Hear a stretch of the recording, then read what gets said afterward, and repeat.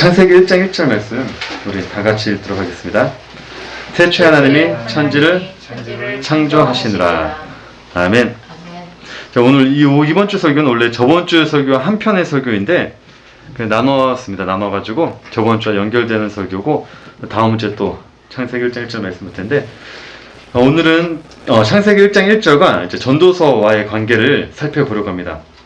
우리가 전도서에 대한 말씀을 다 봐서 아시겠지만은 그래도 이 시간에 다시 한번 전도서를 점검하고 큰 그림을 그리고 다음 주에 그걸 다시 또 창세기 1장 1절과 연결해서 설명해 드리려고 해요.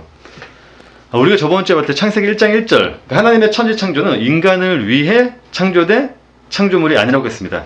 그렇죠? 예수 그리스도를 위해서 창조된 게 천지 창조였습니다. 자, 인간은 그 속에서 하나님의 집을 관리하는 청지기, 관리자로 창조된 게 인간이라고 했죠. 자, 그렇게 인간은 이 땅에서 하나님의 집을 관리하는 대상으로 창조가 되었기 때문에 하나님의 집을 잘 관리하고 있어야 됐습니다. 그런데 죄라는 게 들어와가지고 인간을 하나님의 집의 주인으로 만들어 놓았죠. 자, 그 사건이 선악과 사건이기도 합니다. 자, 그래서 이 세상에 있는 모든 인간들은 하나님의 집에서 주인 노릇을 하고 있죠. 자, 그렇다면 우리들이 하나님의 집에서 주인 노릇하고 있다는 말이 어떤 것을 의미하는 걸까요? 어떤 것? 단순히 우리가 그 하나님의 집에서 내가 주인으로 있는 것처럼 말하고 있는 걸 의미하는 걸까요? 단순히 그냥 우리가 주인으로 있는 것. 그건 아니겠죠. 왜냐하면 하나님의 말씀은 그의 백성들에게 주어진 말씀이거든요. 그러니까 일반적인 죄에 대해서 설명하고 있는 게 하나님의 말씀이 아니에요. 일반적인 죄. 모든 사람들이 짓고 있는 죄에 대해 설명하고 있는 것이 하나님의 말씀이 아니라 하나님의 말씀은 오직 그의 백성들만 듣고 깨닫고 돌이킬 수 있게 만든 책으로 준 게 하나님의 말씀이죠. 자, 그래서 예수님이 이 땅에 오셨을 때에도 아버지의 말씀을 전하러 오신 예수님이 아버지의 말씀을 어떻게 전하셨죠? 비유로만 전하셨다고 그래요. 비유로만. 자, 마가복음 4장 34절 말씀 보니까 비유가 아니면 말씀하지 아니하시고 다만 혼자 계실 때 그 제자들에게 모든 것을 해석하시더라 라고요. 자, 비유란 게 어떤 거라고 했죠? 비유란 것은 감추어진 하나님의 말씀이라고 했어요. 감추어진 말씀. 그러니까 세상 사람들은 하나님의 말씀을 들으며 그 말씀이 어떤 말씀인지 이해를 못하죠. 또는 하나님의 말씀을 이 세상에서 말하고 있는 도덕적이라는 그런 관념 하에서 하나님의 말씀을 이해하게 되죠. 자, 그런데 하나님의 말씀은 그런 말씀이 아니라 오직 자기 자신만을 설명한 예수 그리스도만을 설명한 말씀이기 때문에 그 말씀은 그의 백성들에게만 주어진 말씀이죠. 그래서 예수님이 이 땅에 오셔서 아버지의 말씀을 비유로만 설명해 주시고 또 제자들에게는 그 비유가 어떤 비유인지에 대해서 따로 설명을 해 주셨다고 하잖아요. 그러니까 우리들이 하나님의 집에서 주인 노릇하고 있다는 말 역시 단순히 우리가 이 땅에서 내가 주인으로 있는 것을 말하는 건 아니겠죠. 세상 모든 사람들이 그러한 죄를 짓고 있기 때문이죠. 자, 그렇다면 우리들이 하나님의 집에서 주인 노릇하고 있다는 게 어떤 의미일까요? 그건 하나님이 하실 일, 그 일을 우리가 하겠다는 것, 내가 대신 하고 있다는 것, 그로 인해 내가 이 땅에서 하나님으로 있는 것을 의미하는 겁니다. 그러니까 하나님이 어떠한 일을 하실지를 알고 있어요. 우리가 알고 있습니다. 근데 그 일을 내가 하겠다는 것, 그로 인해 내가 이 땅에서 하나님을 있겠다는 것을 의미하는 게 우리들이 하나님의 집에서 주인 노릇하고 있다는 걸 의미하는 겁니다. 자, 그것을 가리켜 성경에서는 인간의 누룩이라고 해요. 인간의 누룩. 인간의 누룩이란 게 단순히 우리의 열심을 말하는 게 아니라 하나님이 하실 일을 내가 하겠다는 것. 이걸 가리켜 누룩이라고 해요. 그래서 그걸 가리켜 죄라고 하는 거예요. 죄. 그러니까 인간의 행위가 무조건 죄다 이게 아니라 하나님의 일을 내가 하려고 하니까 그걸 가리켜 누룩이라고 하고 그걸 죄라고 한다는 거예요. 자, 하나님의 집은요, 하나님만이 하나님의 열심으로만 부풀릴 수 있는 집이죠. 그걸 빵으로도 설명하잖아요. 누룩이라는 게 빵이니까. 그런데 그 빵을 내 힘으로 부풀리겠다라고 한 것을 가리켜 죄라고 한다는 거예요. 그래서 바울이 고린도 교회 성도들에게 이런 얘기를 한 거죠. 저희가 나중에 또 보겠지만은 고린도전서 5장 6절에서 8절 말씀 보니까 너희가 자랑하는 것이 옳지 아니하도다. 적은 노력이 온 덩어리에 퍼지는 것을 알지 못하느냐. 너희는 누룩 없는 자인데 새 덩어리가 되기 위하여 물은 누룩을 내버리라. 우리의 유월절 양 곧 그리스도께서 희생되셨느니라. 이러므로 우리가 명절을 지키되 묵은 누룩으로도 말고 악하고 악에 찬 누룩으로도 말고 누룩이 없이 오직 순전함과 진실함의 떡으로 하자라고요. 자, 우리의 누룩은 없어졌다고 하죠. 내 누룩은 없어졌다고 하고 우리는 오직 무엇으로만 살자는 거죠? 순전함과 진실함의 떡으로만 우리가 살자는 거죠. 이 말씀이 다음에 보겠지만 예수 그리스도의 하나님의 결국에는 하나님의 열심을 의미해요. 그러니까 이 말씀은 하나님의 새 하늘과 새 땅에서 사는 하나님의 백성들은 인간의 우리들의 누룩으로 살아야 되는 게 아니라 결국에는 하나님의 누룩으로 살아야 된다는 것을 설명하고 있는 것이 이 고린도전서 5장 6절에서 8절인 겁니다. 자, 그러니까 성경에서 말하는 인간이 하나님의 집에서 주인 노릇하고 있다는 말은 단순히 내가 이 땅에서 주인으로 있다는 것을 말하는 것이 아니라 하나님이 하실 그 누룩을 내가 하겠다는 것에 대해서 설명하고 있는 거예요. 그렇게 하나님을 잊겠다고 한 사람이 성경에 나왔던 인물 중에 누구였냐면 바로 솔로몬이라는 인물이었죠. 솔로몬. 그래서 솔로몬이 전도서란 거를 기록을 했다고 했어요. 왜? 그게 죄라는 것을 가르쳐 주기 위해서요. 그러니까 전도서는 어떠한 내용으로 되어 있는 책이냐면 단순히 뭐 헛되고 이런 것에 설명하는 것이 아니라 인간이 이 땅에서 하나님이 하실 일을 인간이 하게 되면 어떻게 되는지에 대해서 설명하고 있는 것이 이 전도서라는 거예요. 그래서 우리가 오늘은 이제 전도서로 그 창세기 1장 1절을 설명해 드리려고 하는데 오늘 전도서 다 봤잖아요. 봤기 때문에 정리한다는 느낌으로 오늘은 정리하신다는 느낌으로 들으시고 꼭 전도서를 감을 못 잡으신 분들은 그냥 큰 그림으로 이렇게 그 느낌으로 오늘 설교를 들어주시면 됩니다. 제가 전도서를 강의할 때 첫 강의가 이제 숫자에 대해 설명을 드렸어요. 전도서는 숫자에 대해 기록한 말씀이라고 했는데 기억이 나시나요 혹시? 저는 1강에서 설명을 드렸어요. 그렇죠. 숫자에 대해 설명한 게 전도서이기도 했어요. 자, 솔로몬이 전도서에서 가르쳐 주려고 하는 숫자가 몇이라고 했죠? 기억나시나요? 안 나셔도 돼요.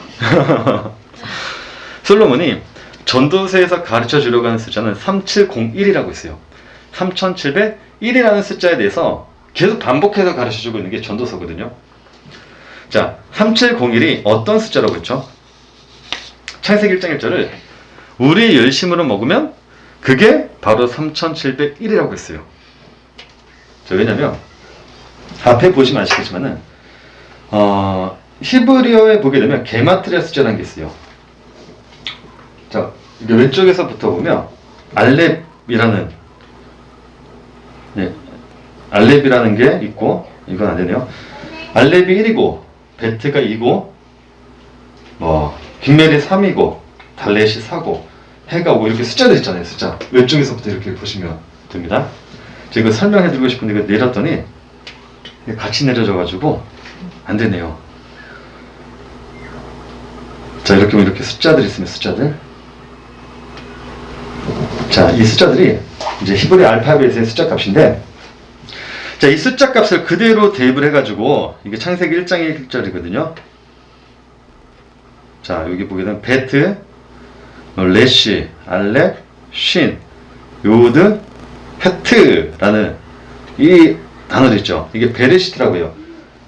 태초에라는 단어라는데 여기 보게 되면 알파벳마다 숫자도 있잖아요. 이렇게 1, 200, 1, 300, 10, 400 이렇게 숫자도 있잖아요. 이게 창세기 1장 1절에 숫자 값이에요.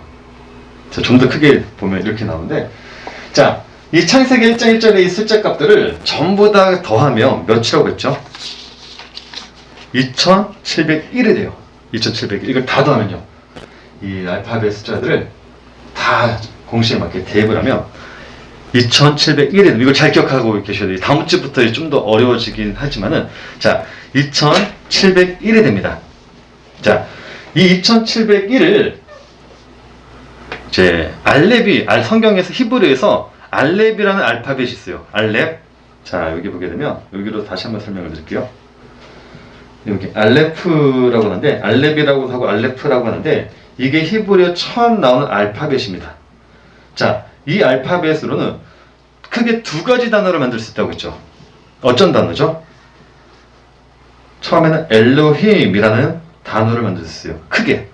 엘로힘은 하나님을 의미한 단어죠. 하나님. 자, 두 번째로 만들 수 있는 단어가 어떤 단어죠? 그러니까 알레프라는 단어가 굉장히 많아요. 이 단어로 만들 수 있는 단어가 엄청나게 많아요. 대표적으로 봤을 때, 대표적으로 또 만들 수 있는 단어가 아담. 물론 이렇게 쓰면 안 되죠. 이렇게 쓰면 안 되면 원래 히브리어는 이쪽에서부터 쓰니까 자, 이렇게 쓸 수가 있습니다. 아담. 자, 알레프라는 단어로 만들 수 있는 단어가 크게 두 가지인데 그게 뭐냐면 하나님과 인간, 아담이라는 단어를 만들 수가 있어요. 그래서 알레프에는 숫자 값이 두 개가 있어요. 1과 1000이 있습니다. 1과 1000. 이 알레프라는 알파벳에는 1과 1000이라는 숫자 값이 있어요. 그럼 어쩔 때 1을 쓰고 어떨 때 1000으로 쓸까요? 보통 이 알레프라는 단어가요. 하나님의 누룩, 그 성경에서 하나님의 열심을 가르칠 때는요. 숫자 값이 1로 사용이 돼요. 그에 반해 이 알레프라는 단어가 인간의 열심, 인간의 누룩을 설명할 때는 1000으로 설명이 돼요. 1000으로. 보통 그렇게 사용이 됩니다.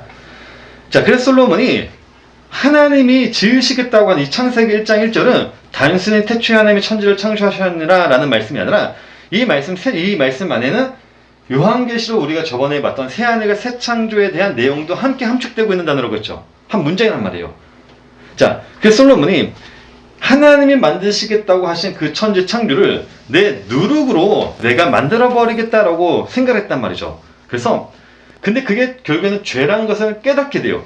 아, 내가 창세기 1장 1절 2700일을 내 열심으로 먹으려고 했구나 라고 여기고 결국에는 그게 죄라는 것을 설명하기 위해서 자신의 타락을 솔로몬이 저질렀던 그 죄를 1000으로 설명하는 구절이 있다고 했죠. 거기가 어디죠? 전도서 7장 27절에 29절이잖아요. 창세기 1장 1절을 내 열심으로 내가 하나님의 나라를 만들려고 하고 봤더니 만들어 놓고 봤더니 내가 죄인이네? 라고 하면서 설명한 것이 전도서 7장 27절에 29절이라고 있어요. 자, 여기서 자신의 타락을 1000으로 설명한다고 했죠. 1000. 자, 전도서 7장 27절에 29절 말씀 볼게요. 전도자가 이르되 보라 내가 낱낱이 살펴 그 이치를 연구하여 이것을 깨달았대요. 내 마음이 계속 찾아보았으나 아직도 찾지 못한 것이 이것이라. 자, 그러면서 이야기를 합니다. 그 찾지 못한 것이 어떠한 거라고 하죠? 1000사람 가운데서 한 사람을 내가 찾았으나, 그죠? 한 사람을 찾았대요. 근데 이 모든 사람들 중에서는 여자는 한 사람도 찾지 못하였다라고요. 내가 깨달은 것은 오직 이것이다라고요. 이걸 내가 깨달았대요. 깨달은 게 뭐냐면 1000사람 가운데 내가 한 사람을 찾았는데 모든 사람들 중에서 여자는 한 사람 찾지 못했대요. 이걸 깨달았대요. 이거를 솔로몬이. 자, 여기 기억나시나요? 이 구절이 어떤 구절인지? 기억이 안 나셔도 돼요. 제가 어차피 설명 드릴 거니까요. 자, 여기 1000사람 가운데서 한 사람을 내가 찾아라고 할 때 1000사람은 없다고 했어요.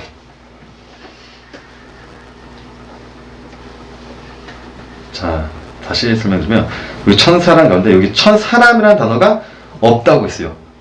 그냥 1000이라고 했어요. 알렙, 1000. 그리고 한 사람은 에하드 아담이라고 해가지고 한 아담을 이야기해요. 그러니까 1000 가운데 내가 한 사람을 발견했다는 거예요. 그러니까 지역하면 이렇게 1000으로부터 한 사람을 내가 발견했다. 근데 여기 1000이 누구라고 했죠? 여기서 1000? 1000이 누구라고 했죠? 성경에서 타락한 사람을 1000이라고 지명하는 사람 단 사람밖에 없어요. 누구죠? 솔로몬이요. 자, 열왕기상 11장 3절에 8절 말씀 볼까요? 왕은 후궁이 700명이요 첩이 300명이라 그의 여인들이 왕의 마음을 돌아서게 하더라 라고요. 자, 이 구절은 솔로몬의 타락에 대해서 설명한 구절입니다. 솔로몬의 타락을 어떻게 설명하고 있죠? 천으로 설명하고 있죠. 후궁이 여자의 타락을 설명했다. 후궁이 700여, 첩이 300명이라고 딱 1000명으로 솔로몬의 타락을 설명하고 있어요. 자, 그 뒤에 있는 말씀 볼까요? 솔로몬의 나이가 많을 때 그의 여인들이 그의 마음을 돌려 다른 신들을 따르게 하였으므로 왕의 마음이 그의 아버지 다윗의 마음과 같지 아니하여 그의 하나님 여호와 앞에 온전하지 못하였으니 이는 시돈 사람의 여신 아스다롯을 따르고 암몬 사람의 가증한 밀곰을 따릅니다. 솔로몬이 여호와의 눈앞에서 악을 행하여 그의 아버지 다윗이 여호와를 온전히 따른 같이 따르지 아니하고 모압의 가증한 그모스를 위하여 예루살렘 앞 산에 산당을 지었고 또 암몬 자손의 가증한 몰록을 위하여 그와 같이 하였으며 그가 또 그의 이방 여인들을 위하여 다 그와 같이 한지라 그들이 자기의 신들에게 분양하며 제사하였더라라고요. 자, 솔로몬의 타락을 어떻게 설명하고 있죠? 천으로 설명하고 있죠. 그러니까요, 솔로몬이 설명한 이 말씀은 어떤 거냐면 천 가운데 한 사람을 내가 찾았다는 건 뭐냐면 결국에는 하나님의 그 타락, 그러니까 자신이 타락한 것을 발견한 게 결국 나라는 거죠. 하나님이 주신 지혜로 결국에는 내가 하나님을 섬기고 있었던 것이 아니라 누구를 섬기고 있었다? 자기 자신을 섬기고 있다는 거예요. 자기 자신을. 솔로몬이 하나님께 지혜를 받았다는 말이죠. 지혜를 받았잖아요. 내가 너에게 무엇을 줄까 했더니 솔로몬이 저에게 지혜를 주세요. 레브쇼메야, 지혜를 듣는 마음을 받았단 말이죠. 지혜라는 게 듣는 마음이라고 했죠. 레브쇼메야, 듣는 마음을 받았단 말이죠. 지혜를 받았는데 그걸 가지고 무엇을 해요? 결국 자기 자신을 섬기고 있었다는 거죠. 그래서 알레프가 바로 소를 의미한다고 그랬죠. 소의 머리. 소를 의미한 게 이 알레프라는 히브리 알파벳이란 말이죠. 결국 자신의 타락을 천으로 설명하고 있는데, 자, 그러면서 솔로몬이 자신의 타락을 천으로 묘사하면서 뭐라고 했죠? 자, 다시 이 말씀 보니까 이 모든 사람들 중에서 내가 누구는 찾지 못했다? 여자는 찾지 못했대요. 여자. 그러면 여기서 여자는 누구라고 했죠? 지혜라고 했잖아요. 예, 예수 그리스도 맞습니다. 전도서나 잠언에서 여자는요, 여인은요, 지혜를 의미해요. 왜냐하면 전도서나 잠언은 다 마찬가지입니다. 지혜, 이 호크마라는 단어가 남성형으로 사용이 되면요, 그거는 이 땅에서 주인 노릇하고 있는 사람을 의미해요. 호크마가 남성형으로 사용이 되며, 근데 여성형으로 사용되면 무조건 하나님의 지혜를 의미하는 게 이 호크마, 지혜라는 단어라고 했어요. 자, 솔로몬이 여기 보니까 모든 사람들 중에서 여자는 한 사람도 찾지 못했대요. 이 여자는 누구를 의미하는 거죠? 지혜를 의미해요. 그래서 전도서 7장 29절이 전도서 7장 마지막 절인데 그 뒤에 8장 말씀을 보게 되면 어떤 말씀이 있죠? 솔로몬이 지혜에 대해 설명하죠. 지혜. 그 여자가 누구냐? 지혜다. 자, 전도서 8장 1절이죠. 7장 29절이 딱 끝나고 8장 1절의 시작이 어떻게 시작되냐면 누가 지혜자와 같으며 누가 사물의 이치를 아는 자이냐? 사람의 지혜는 그의 얼굴에 광채게 나게 하나니 그의 얼굴에 사나운 것이 변하니라라고 하면서 이제 그 다음부터 그 여자가 어떤 여자인지에 대해서 설명하고 있는 게 지혜예요. 전도서 8장의 내용입니다. 잠언도 동일하게 되어 있죠. 잠언도 창세기 잠언 1장에서부터 지혜에 대해 설명해요. 그리고 나서 마지막 잠언 31장에 어떠한 내용으로 들어있죠? 현숙한 여인으로 되어 있잖아요. 누가 이 땅에서 현숙한 여인을 맞이하랴? 그 현숙한 여인이 누구냐? 지혜다. 그러니까 성경에서 이 지혜가 남성형으로 사용이 되면, 남자로 사용이 되면 이건 무조건 타락한 인간을 설명해요. 근데 이 지혜가 여자로 비유가 되면 전부 다 우리가 생각하고 있는 그 하나님의 지혜에 대해서 설명하고 있는 겁니다. 그러니까 솔로몬이 말하고 있는 전도서 7장 27절에서 29절의 말씀 이런 거죠. 하나님 나에게 지혜를 주셨는데 내가 하나님의 주신 지혜로 하나님을 섬기기보다는 내가 결국 그 지혜로 타락을 해서 정말로 하나님의 지혜는 내가 발견하지 못했다는 거예요. 진짜 하나님의 지혜가 어떠한 지혜인지를 발견하지 못했대요. 레브쇼메야, 듣는 마음을 자기가 받았음에도 불구하고 그 마음이 어떠한 마음인지를 몰랐다는 거예요. 자, 그래서 전도서 1장 12절 18절에 이런 말을 한 거죠. 나 전도자는 예루살렘에서 이스라엘 왕이 되어 마음을 다하며 지혜를 써서 하늘 아래에서 행하는 모든 일을 연구하며 살핀즉 이는 괴로운 것이니 하나님이 인생들에게 주사 수고하게 하신 것이라. 내가 해 아래에서 행하는 모든 일을 보았노라. 보라, 모두 다 헛되어 바람을 잡으려는 것이로다. 구부러진 것도 곱게 할 수 없고 모자란 것도 셀 수 없도다.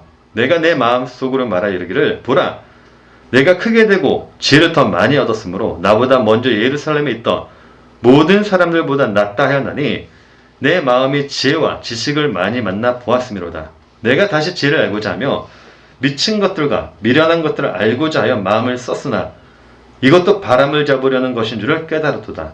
지혜가 많으며 번뇌도 많으니 지식을 더하는 자는 근심을 더하느라요. 그렇게 내가 하나님의 지혜를 가지고 하나님의 말씀을 연구하며 세상의 모든 이치를 다 알았는데 결국에는 뭐란 거죠? 나에게 남은 건 근심만 남았다는 거죠. 근심. 왜? 그 안에 진짜 참된 하나님의 참된 지혜를 발견하지 못했기 때문이죠. 솔로몬이 결국 하나님의 지혜가 어떤 것이 알았대요.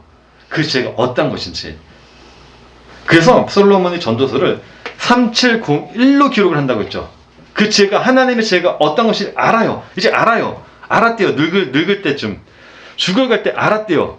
그리고 나서 전도서를 기록하면서 3701로 기록을 해요. 자, 3701이 뭐죠? 하나님의 말씀, 창세기 1장 1절을 율법으로 먹으면 3701이 되지만 그 지혜, 2701, 창세기 1장 1절, 하나님의 지혜를 담고 있는 창세기 1장 1절을 하나님의 참된 지혜로 먹으면 나는 어떻게 된다? 그 지혜의 납등이 된다.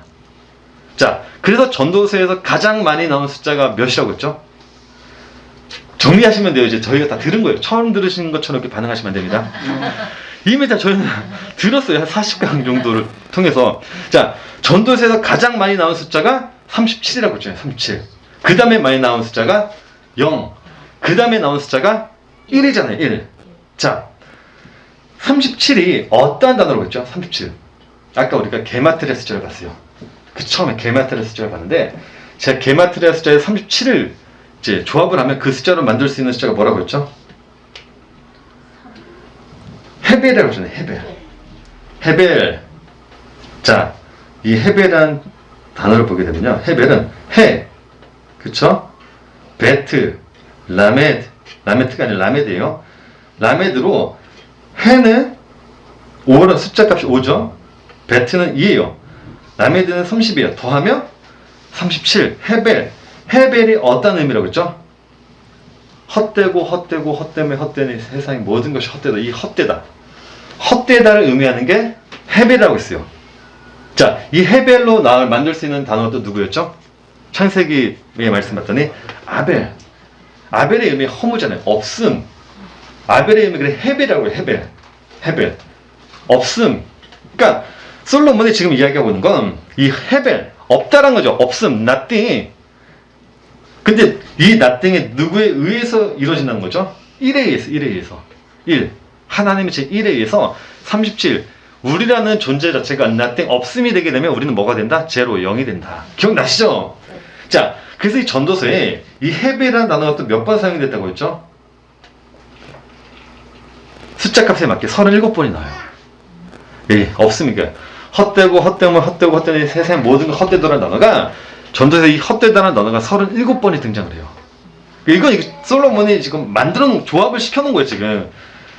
그렇죠. 우리가 전도서를 봤습니다. 자, 그러니까 전도서에서 가르쳐 주려고 하는 게 결국 없음, 허무라는 그 아벨의 삶에 대해서 의미하고 있는 게 가르쳐 주고 있는 게 전도서예요. 그 헤벨, 없음은 결국 하나님의 누룩의 일에 의해서만 이루어진다는 것. 그 일에서만 배울 수 있다는 것. 자, 그래서 전도서 2장 1절에 보게 되면요. 솔로몬이 어떠한 얘기를 했죠? 지혜자는 그의 눈이 그의 머릿속에 있고 우매자는 어둠 속에 다니지만 그들 모두가 당하는 일이 모두 같으리라는 것을 나도 깨달아 알았도다라고요. 자, 보니까 그들 모두가 당하는 이라는 카라요. 직면하다는 거죠. 만난다는 거예요. 자, 일이란 것은 히브리어로 미레크란 단어예요. 우연히 돌발 사고로 만나게 된대요. 누구도 예상하지 못해요. 갑자기 벼락이 치듯이 갑자기 만난대요. 근데 그게 어떻게 만난대요? 전부 다 모두 같으라는 단어가 에하드 1이라요. 1. 모든 사람들이 우연히 맞닥뜨리게 되는데 우연히 무엇을 맞닥뜨리냐면 1을 맞닥뜨린다고요. 1. 그 1을 맞닥뜨린 것을 나도 깨달아 알았도다라고요. 나도 알았다는 거예요. 세상 하나님의 백성만 하나님의 지를 맞닥뜨리는 게 아니라 세상 모든 사람들이 갑작스럽게 그 일을 맞닥뜨리게 된다는 거죠. 그 일이 뭐라는 거죠? 결국에는 하나님의 열심으로 죽는 죽음이라는 거죠. 그래서 그 뒤에 그 일을 우연히 맞닥뜨리는 그 일을 무엇으로 설명하고 있죠? 죽음으로 설명하고 있죠. 15절이죠. 내가 내 마음속으로 이르기를 우매자가 당한 것을 나도 당하리니 내게 지혜가 있었다 한들 내게 무슨 유익이 있으려 하였도다. 이에 내가 내 마음속으로 이르기를 이것도 헛되도다 하였도다. 이것도 해배라는 거죠. 지혜자도 우매자와 함께 영원하도록 기억함을 얻지 못하나니 후대는 모두 다 잊어버린 지 오래일 것임이라. 오호라 지혜자의 죽음이 우매자의 죽음과 일반이로다. 자, 이 구절 중요한 게 여기서 죽음을 그냥 문자 흐름으로만 보게 되면 그냥 그냥 우리가 죽게 되는 그 죽음을 의미할 수 있는데 여기서 말하는 죽음은 육적 죽음을 의미하는 게 아니라 영적 죽음을 의미한다고 했어요. 왜냐면 보통 이 무트란 솔로몬의 보게 전도서에 보게 잠언도 마찬가지입니다. 이 죽음이라는 단어를 육적 죽음으로 설명을 해 놓으면요. 보통 그 죽음 앞에 기한전이라든가 후에 죽은 자들에게 돌아가라 이런 말들을 해요. 예를 들어서 전도서 7장 17절 말씀 보게 되면 여기서 동일하게 무트라는 단어가 사용되는데 그 무트를 죽음으로 그냥 육적 죽음으로 설명할 때 이렇게 설명하죠. 지나치게 악인이 되지도 말며 지나치게 우매한 자도 되지 말라. 어찌하여 기한 전에 죽으려고 하느냐라고요. 자, 죽음 앞에 기한은 어떠한 기한, 시간이 붙으면 그 육적 죽음을 의미해요. 또 전도서 9장 3절에서도 마찬가지죠. 후에 죽은 자들에게 자 모든 사람의 결국은 일반이라 다 일을 맞닥뜨린다는 거예요. 일을 맞닥뜨리는데 이것은 해 아래서 행해지는 모든 일 중에 악한 것이니 악하죠. 일을 맞닥뜨리는 게 굉장히 약하죠. 인간 입장에서 굉장히 약하죠. 왜? 아무 이유 없이 내가 나빠져주는 그쵸? 우리가 다 죽잖아요. 악한 일이죠. 곧 인생의 마음에는 악이 가득하여 그들의 평생에 미친 마음을 품고 있다가 그쵸? 다 미친 마음을 품고 있죠. 누가 하나님을 만나는데 좋은 마음을 품을 사람들이 누가 있어요? 보통 그러지 않아요? 왜 하나님이 저를 이런 모양으로 낳으셨나요? 미치죠 막. 후에는 죽은 자들에게 돌아가는 것이라. 악한 사람들은 어떻게 된다는 거죠? 악한 사람들은 하나님을 맞닥뜨리게 되면 그 마음에 선한 마음을 갖는 게 아니라 더 미친 마음을 가지고 있다가 하나님을 원망하며 살다가 결국은 어떻게 된다는 거예요? 후에 죽은 자들에게 죽음 속으로 들어간다고요. 그러니까 이 무트란 단어가 육적 죽음을 의미할 때는 자 하나님의 지혜를 맞닥뜨립니다. 그 속에서 하나님의 백성들은 어떻게 하죠? 하나님을 알게 돼요. 발견하게 되고 하나님을 경외하게 돼요. 그에 반해 유기된 자들은 하나님을 맞닥뜨리면 어떻게 되죠? 하나님을 원망하며 저주하다가 결국 하나님과 동떨어진 우리가 말하는 일명 그 지옥으로 간다는 거죠. 자 그런데 아까 우리가 전도서 2장 14절 말씀 봤더니 여기서는 15절 말씀 봤더니 여기서는 무트를 어떻게 설명해요? 어떠한 기한이라는 게 없어요. 그냥 무트로만 설명해요. 성경에서 그냥 무트라는 단어가 사용이 되게 되면 그냥 죽음을 의미하는 게 아니라 하나님의 열심에 의해 죽게 되는 그 죽음을 의미한다고 했어요. 그래서 이 말씀과 동일한 9장 1절에서 5절 말씀 보게 되면 산자들은 죽을 줄 안다고 한 말씀이 있죠. 자, 광고가 계속되네요. 자, 전도서 9장 1절에서 5절 말씀 읽어볼게요. 동일한 말씀이에요. 이 모든 것을 내가 마음에 두고 이 모든 것을 살펴본즉 의인들이나 지혜자들이나 그들의 행위나 모두 다 하나님의 손 안에 있으니 사랑을 받을는지 미움을 받을는지 사람이 알지 못하는 것은 모두 그들의 미래의 일들임이니라. 자, 사람은 의인이나 악이나 전부 다 뭐라는 거죠? 하나님의 손 안에 있대요. 전부 다. 세상은 하나님의 손 안에서 다 움직여진다는 거죠. 모든 사람에게 임하는 그 모든 것이 일반이라. 여기도 봤더니 일반이라는 게 어떻게 사용됐죠? 미레크 에하드. 우연히 이를 맞닥뜨리게 될 것이다. 모든 사람들에게 의인과 악인, 선한 자와 깨끗한 자와 깨끗하지 아니한 자, 제사를 드리는 자와 제사를 드리지 아니하는 자에게 일어나는 일들이 모두 뭐다? 에하드, 일이더라. 선인과 죄인, 맹세하는 자와 맹세하기를 무수하는 자가 일반이로다. 다 일이라는 거죠. 모든 사람의 결국은 일반이라. 그쵸? 모든 사람은 다 뭐다? 다 일이라는 거죠. 일. 이것은 해 아래에서 행해지는 모든 일 중에 악한 것이니 우리가 봤죠. 곧 인생의 마음에는 악이 가득하여 그들의 평생에 미친 마음을 품고 있다가 후에는 죽은 자들에게 돌아가는 것이라. 자, 중요한 건 이제 4절이죠. 자, 그러면 설명한 게 뭐죠? 모든 산자들 중에 들어있는 자에게는 누구나 소망이 있음은 산 개가 죽은 사자보다 낫기 때문이로다. 산 자들은 뭐를 할 줄 안다는 거요? 무트 죽을 줄 안다는 거예요. 죽을 줄. 하나님의 일을 맞닥뜨릴 때 하나님의 백성이었던 자들은 뭐예요? 자신들이 죽을 줄 안돼요. 나땡인 줄 안돼요. 근데 세상 사람들은 하나님의 그 일을 에하드, 미레크 에하드를 딱 맞닥뜨리면 어떻게 하죠? 절대로 전 죽지 않겠습니다. 나는 죽지 못하겠어요. 내가 왜 죽어야 돼요? 라면서 누구를 원망해요? 하나님을 원망한 미친 마음을 품고 하나님을 원망하다가 결국 죽은 자들에게 돌아간다는 거죠. 그들이 누구였죠? 바리새인들이잖아요. 예수님 때문에 오셔가지고 갑자기 오셨어요. 예수님 갑자기 오셔가지고 그들에게 죽음을 죽으라고 얘기했어요. 다 죽어라 했더니 베드로도 마찬가지로 바리새인들 뭐라 그러죠? 나는 죽지 못하겠습니다. 주님이 십자가에 가실 때 죽는다면 저는 쫓아가서 예수님을 죽이려고 하는 자를 내가 지켜주겠습니다. 자기는 절대 죽지 못하겠다고 하죠. 근데 솔로몬도 그 일을 하나님의 그 열심 일을 육적 죽음으로만 이해를 했다는 거죠. 그 17절에 뭐라 그러죠? 이러므로 내가 사는 것을 미워하였느니 이는 해 아래에서 하는 일이 내게 괴로우며 모두 다 헛되어 바람을 잡으려는 것이기 때문이로다. 하나님의 일을 어떻게 설명했다는 거죠? 자기도 깨닫지 못했을 때는 육적 죽음으로만 이해를 했대요. 그냥 이렇게 죽는구나. 근데 그 일이 결국에는 하나님의 죄라는 것을 알았다는 거고 그 죄를 알고 내가 부서졌더니 내가 뭐다? 나띵이 됐다. 그러면서 기록한 게 3701이에요. 3701. 37이라는 믿음은 결국 영인데 그 영은 하나님의 지혜라는 일에 의해 이루어진다는 것을 설명한 게 전도사라는 거예요. 전도서. 그럼 결국 하나님의 지혜는 무엇이라는 거죠? 우리가 그노시스파들이 또 영지주의자들이 이야기하는 머리로 하나님의 말씀을 내 지식으로 하나님의 말씀을 채워나가는 것이 아니라 결국 성경에서 말하고 있는 지혜는 결국 내가 부서지는 거, 내가 없어지는 것, 이것이 바로 성경에서 말하고 있는 하나님의 지혜라는 거죠. 그렇게 우리가 일에 헤벨 영을 배우게 되면 우리들은 이 세상을 어떻게 바라보게 되었죠? 이 세상을 바라볼 때 이 세상을 어떻게 바라보게 되었습니까?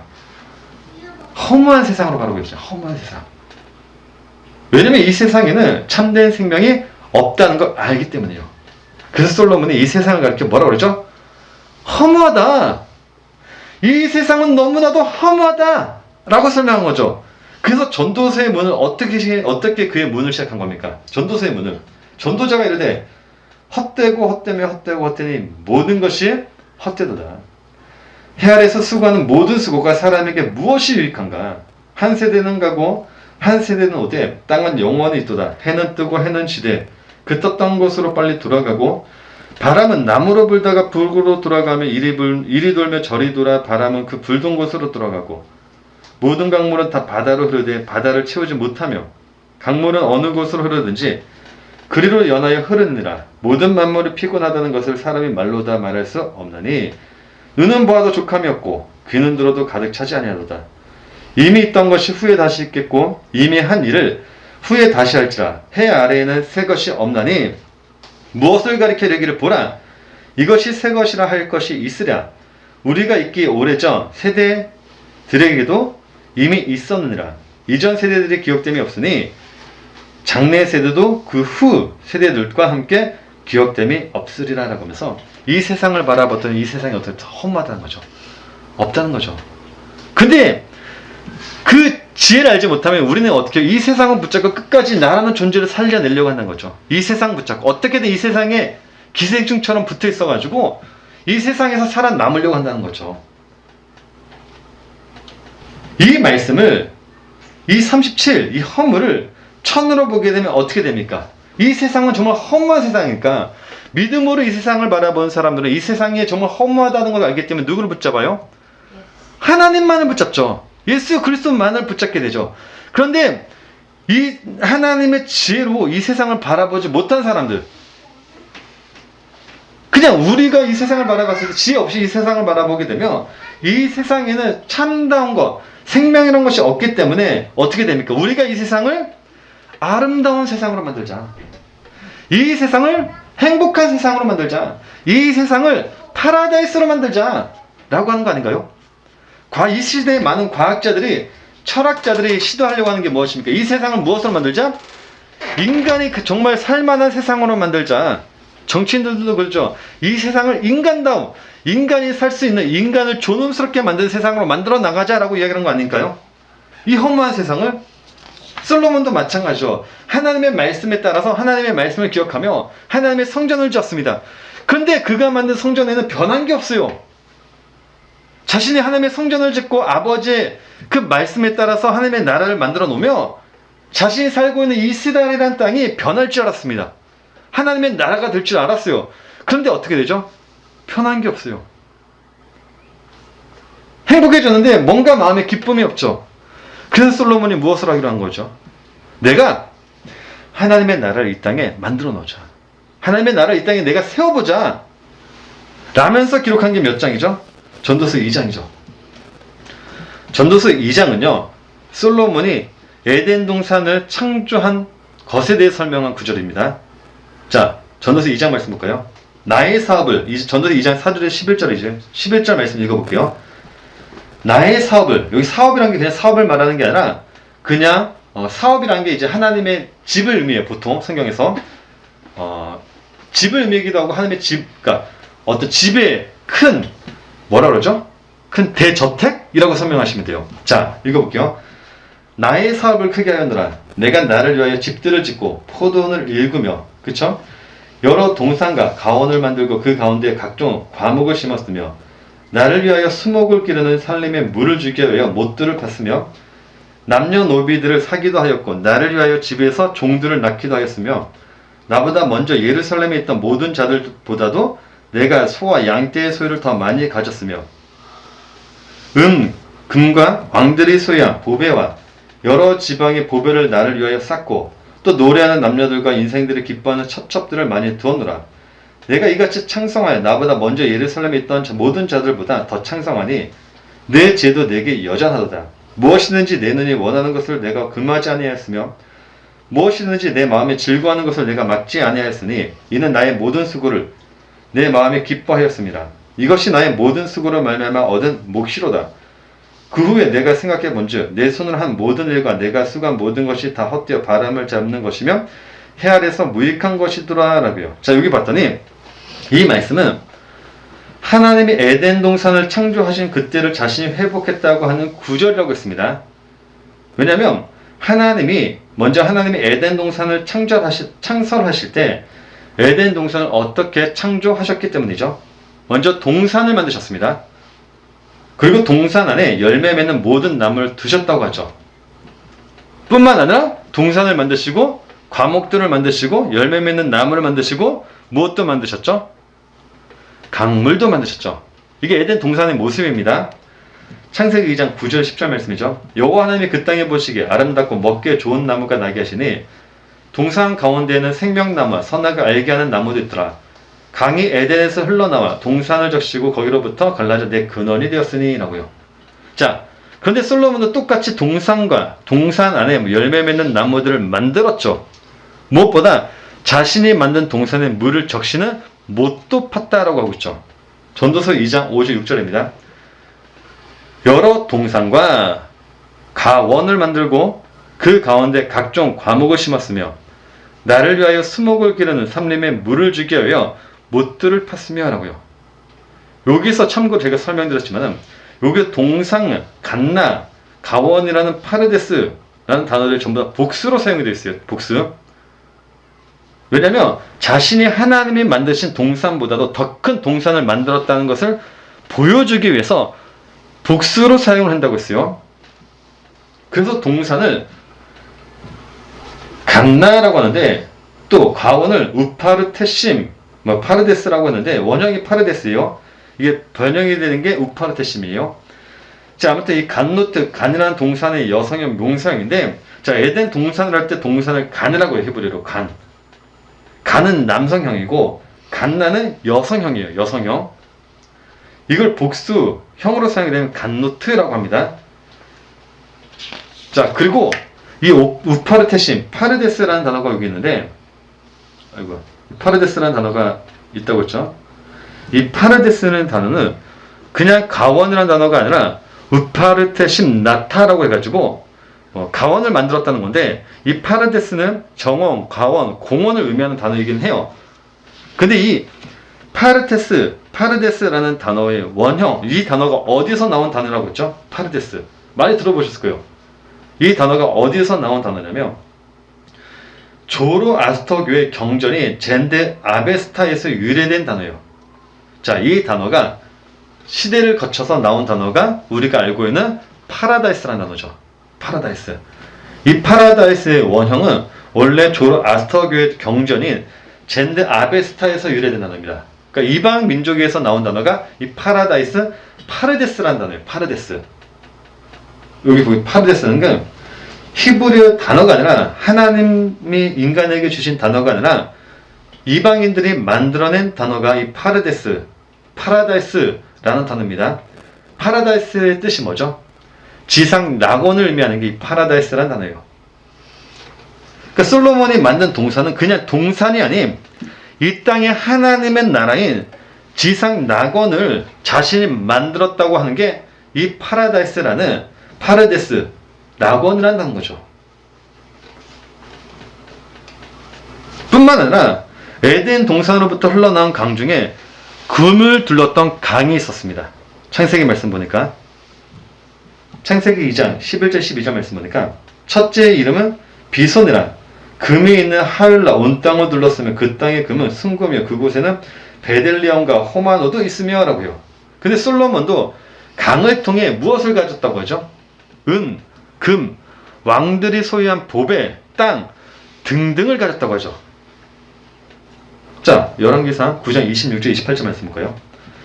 솔로몬 왕이 에돔 땅, 홍해, 물가에, 엘로 근처, 에시온 게벨에서 베드를 지은지라 히람이 자기 종, 그 바다에 익숙한 사공들을 솔로몬의 종과 함께 그 배로 보내매 그들이 오벨에 이르러 거기서 금 420달란트를 얻고 솔로몬 왕에게로 가져왔더라라고요.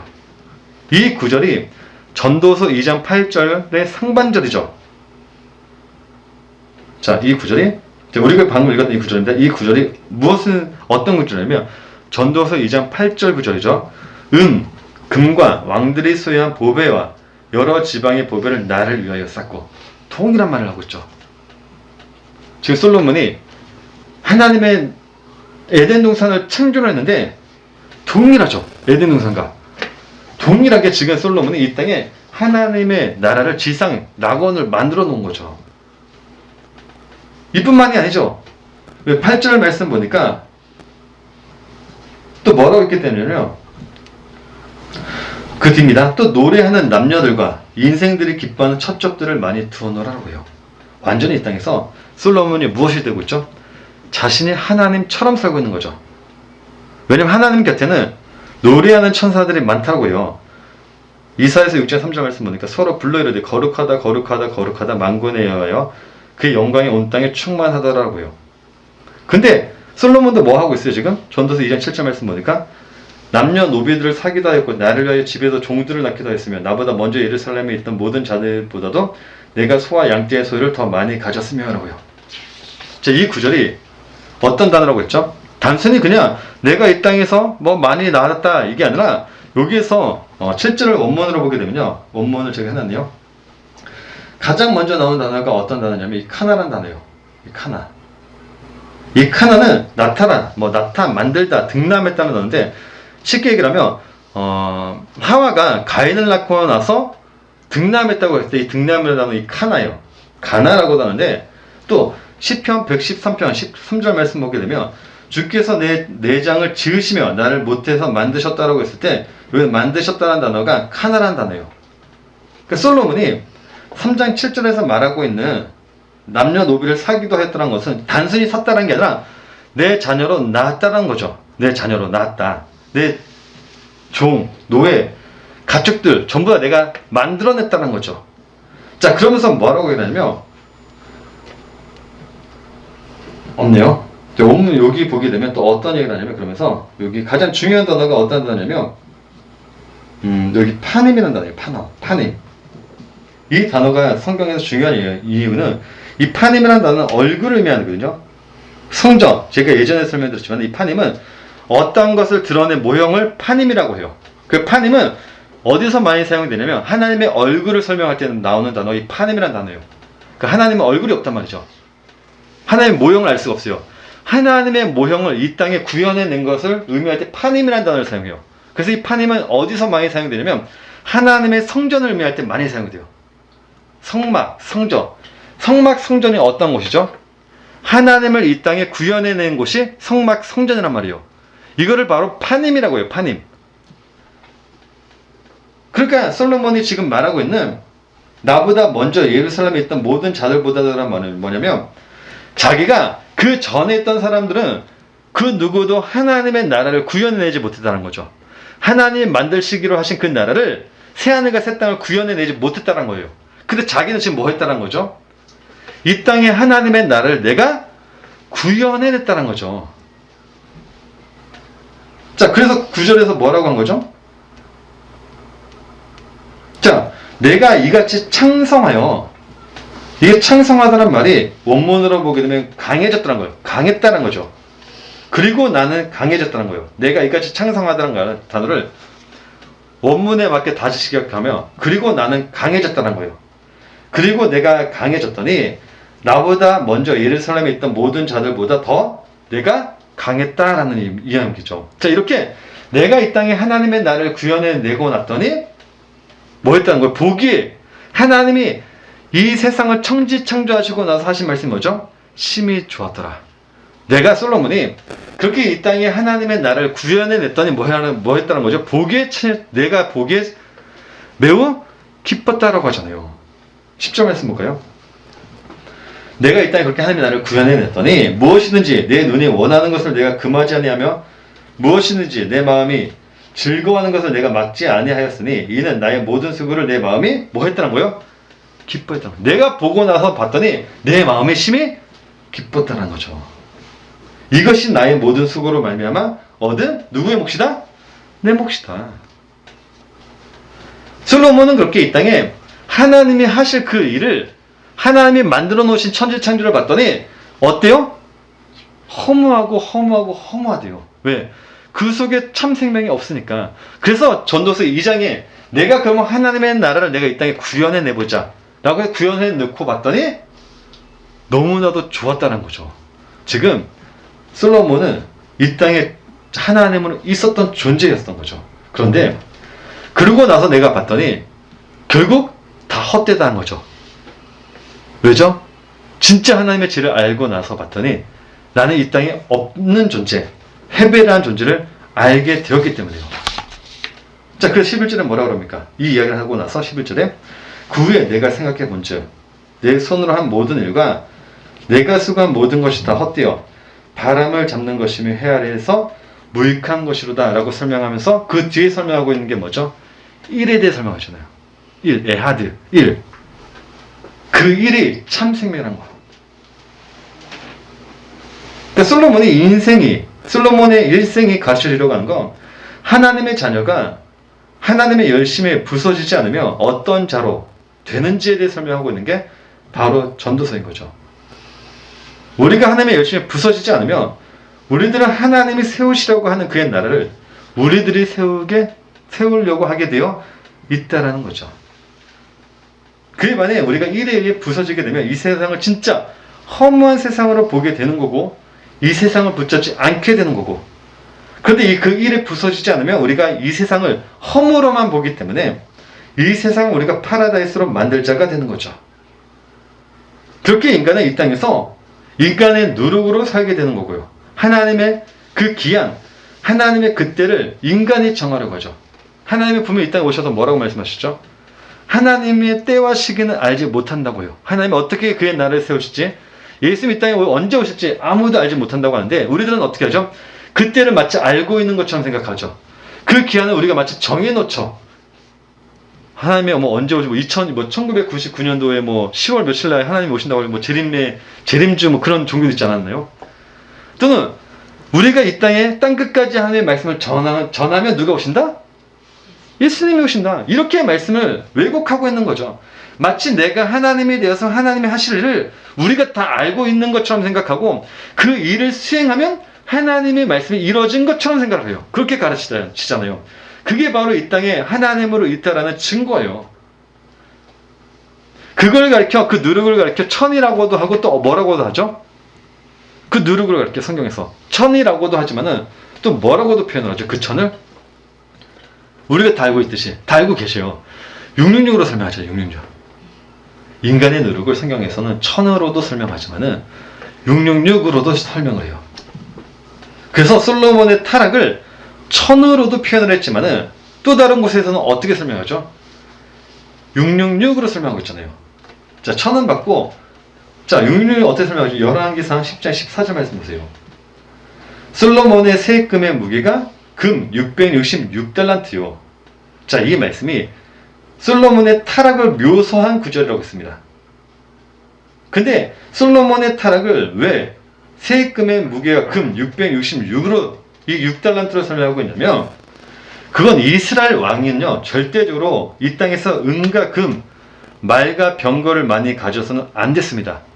아내들도 마찬가지였습니다. 왜냐하면 이것은 하나님의 명령이었기 때문이죠.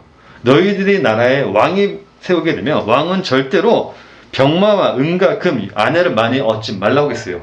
신명기 17장 16절 17절 말씀 볼까요? 그는 병마를 많이 두지 말 것이요 병마를 많이 얻으려고 그 백성을 애굽으로 돌아가게 하지 말 것이니 이는 여호와께서 너희에게 이르시기를 너희가 이후에는 그 길로 다시 돌아가지 말 것이라 하셨습니다. 그에게 아내를 많이 두어 그의 마음이 미혹되게 하지 말 것이며 자기를 위하여 은금을 많이 쌓지 말 것이니라 라고 하고 있죠. 근데 솔로몬 왕은 어떻게 했다고 했죠? 첩을, 많이 아내를 두지 말라고 하는데 첩을, 아내를 1000명을 뒀다고 하죠. 은과 금을 어떻게 하셨다고 하죠? 666. 그러니까 인간의 열심을 성경 1000으로도 설명하고 666으로도 설명을 한다는 거예요. 그러니까 하나님이 솔로몬의 인물을 통해 그의 백성들에게 가르쳐 주려고 하는 것은 그의 백성들이 하나님의 말씀에 부서지며 생명을 얻어 새하늘과 새 땅에 들어가지만 하나님의 말씀에 부서지지 못하며 우리들은 결국 우리들의 누룩으로 사는 하나님을 대적하는 자가 될 것이라는 것을 가르쳐 주고 있는 게 이 솔로몬이라는 인물이고, 솔로몬이라는 인물은 그것을 전도서에서 지금 설명해 주고 있는 겁니다. 그러면서 마지막에 그 지혜가 어떤 것인지에 설명을 하죠. 내 누룩은 결국 인간의 누룩은 이 땅에서 천이며, 천이 뭐라고요? 알레프로 만들 수 있는 단어가 두 단어가 있죠. 아담이 무엇이 되는 것? 엘로힘, 하나님이 되는 것. 그게 바로 곧 타락이고, 그렇게 만들어내는 게 뭐다? 그 자체가 666이다. 이걸 부수는 게 뭐다? 하나님의 여심은 1이다. 자, 전도서 12장 10절에서 11절 말씀 볼까요? 전도자는 힘써 아름다운 말들을 구하였나니 진리의 말씀들을 정직하게 기록하였느라. 지혜자들의 말씀들은 찌르는 책찍들 같고 회중의 스승들의 말씀들은 잘 박힌 목 같으니 다한 목자가 주신 바이니라. 여기 다 한라는 게 에하드예요. 그 1이 결국 뭐다? 목자라는 거죠. 목자. 그 목자는 어떤 목자다? 말씀들을 가지고 찌르고, 말씀을 찌르고 말씀으로 책찍질하고, 회중의 스승들의 말씀들은 잘 박힌 뭐와 같다? 박힌 목과 같다는 거죠. 이 지혜는 하나님의 지혜라는 그 이름 어떤 것이냐? 결국 나를 찌르고 나를 채찍질하고 나를 죽이는 무엇이라는 거죠. 그게 뭐라고요? 지혜요. 그게 뭐라고요? 목자요. 그게 누구라고요? 예수 그리스도요. 그 내용을 담고 있는 게 뭐라고요? 창세기 1장 1절이요. 그래서 다음 주에 정말 이 창세기 1장 1절 이 구절 안에 우리가 맨 처음 봤죠.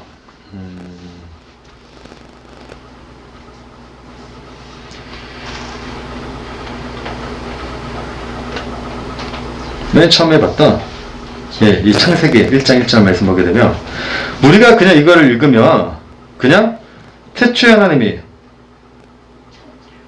예, 그냥 태초에 창조했다. 엘로힘 하나님이 에트. 이거는 그냥 접속사예요. 하샤마임 하늘과 웨이트 그리고 하에레츠 땅을. 그냥 우리가 볼 때는 태초에 하나님이 천지를 창조하시느라. 태초에 하나님이 천지를 창조하시느라 이렇게 돼요. 근데 정말 이 구절, 정말 이 짧은 이 구절 안에 정말 우리가 지금까지 저번 주와 오늘까지 봤던 이 내용이 정말 다 들어있는지, 정말 천이 들어있고 666이 들어있고 목자가 들어있고 하나님의 성경이 들어있고 뭐 새하늘과 새 땅을 만들겠다는 이 구절이 들어있는지 우리가 한번 확인을 해보자고요. 하나님의 이 구절 안에 우리가 봤을 때 언약이라는 단어가 있습니까? 없죠. 창세기 1장 1절에 언약이라고, 그러니까 베르트를 히브리어 언약이라고 해요. 베르트. 여기 보면 베르트라는 단어가 없잖아요. 언약이라는 단어도 없고, 또 우리가 많이 들어봤을 거예요. 언약은 어떤 내용으로 되어 있죠? 하나님께서 그물을 치는 게 언약이에요. 낚시를 하는 걸 성경에서 언약이라고 해요. 어둠에 빠진 이 바다를 하나님께서 낚시해서 그의 백성들을 건져 올린다. 그게 베드로라는 인물이라고 했죠. 베드로. 우리가 봤을 때 그런 내용이 없잖아요. 다음 주에 우리가 정말 그 내용들이 있는지 없는지 이제 우리가 확인을 해보자고요. 자, 이것으로 오늘 설교를 마치도록 하겠습니다. 자, 기도하도록 하겠습니다. 하나님, 우리가 주님의 말씀을 보았습니다. 하나님의 말씀을 보면서 우리가 얼마나 이 땅에서 내 노력으로 살려고 하는지, 이 땅의 666이 바로 나이며